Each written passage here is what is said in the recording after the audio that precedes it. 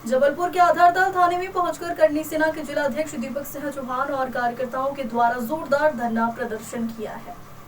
वही धरने के दौरान सड़क के दोनों ओर लंबा जाम देखने को मिला है। वही मामला 2 दिन पूर्व का है, जहां करनी सेना के अध्यक्ष दीपक सिंह चौहान अपने कुछ साथियों के साथ किसी मामले को लेकर आधारताल थाने पहुंचे थे, जहां करनी सेना अध्यक्ष दीपक चौहान के द्वारा थाना प्रभारी पर अभद्रता का आरोप लगाया था, जिसके बाद करनी सेना के कार्यकर्ताओं के द्वारा थाना प्रभारी को हटाने की मांग को लेकर धरना प्रदर्शन 2 दिन पूर्व भी किया था, जिसमें वरिष्ठ पुलिस अधिकारियों को 24 घंटे के अंदर थाना प्रभारी को हटाने के लिए करनी सेना के अध्यक्ष के द्वारा अल्टीमेटम दिया था। जब 2 दिन बीत जाने के बाद भी थाना प्रभारी को नहीं हटाया, तो आज करनी सेना के द्वारा फिर से एक बार थाने का घेराव करते हुए धरना प्रदर्शन किया है, जहां बताया जा रहा है कि महिला और किसी अन्य व्यक्ति के विवाद को लेकर करनी सेना के अध्यक्ष दीपक सिंह चौहान आधारताल थाने पहुंचे थे, जहां थाना प्रभारी दीपक सिंह चौहान से अभद्रता की गई और उन्हें थाने से बाहर निकाल दिया, जिससे नाराज होकर करनी सेना के अध्यक्ष के द्वारा वरिष्ठ पुलिस अधिकारियों तक टीआई की शिकायत की गई है। जी ये मामला जो स्टार्ट हुआ था, जो शुरुआत हुई थी, वो किस वजह से और क्या मामला क्या था इस चीज़ का? देखिए, आधारताल उपनगरीय क्षेत्र के अंतर्गत एक गरबा महोत्सव का कार्यक्रम अन्नू सिंह नामक एक महिला ने आयोजन उसका कर रही थी।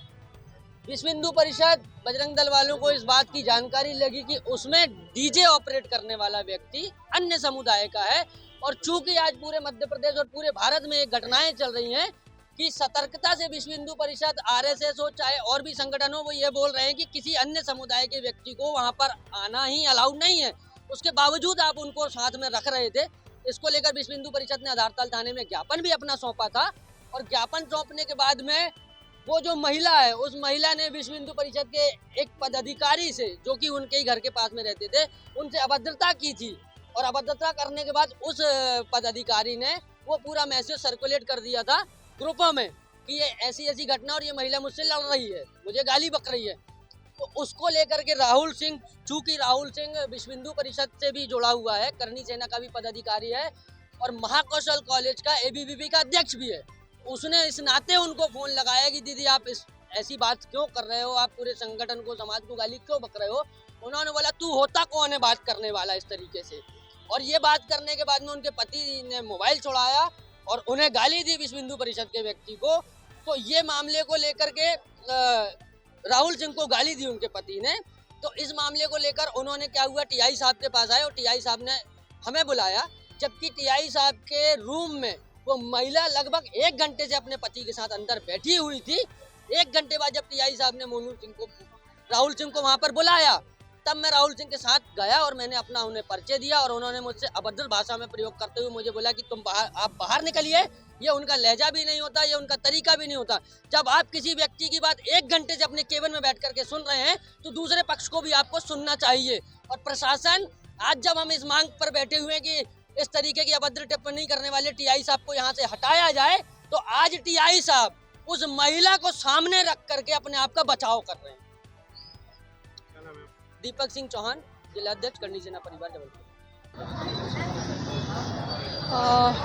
परसों के दिन की बात है, जिसमें एक महिला आवेदिका थी जिन्होंने शिकायत की थी कि उन्हें फ़ोन के माध्यम से कोई व्यक्ति गरबे के लिए जो है गरबा आयोजन करती हैं महिला, तो उनके गरबा आयोजन में व्यवधान उत्पन्न कर रहे थे। उन्होंने हमारे पास शिकायत की, जिस संबंध में फिर हमने अनावेदक को बुलाया, और अनावेदक के साथ में फिर दीपक चौहान जो करनी सेना के हैं वो भी उपस्थित आए। तो पहले हम आवेदिका की बात सुन रहे थे।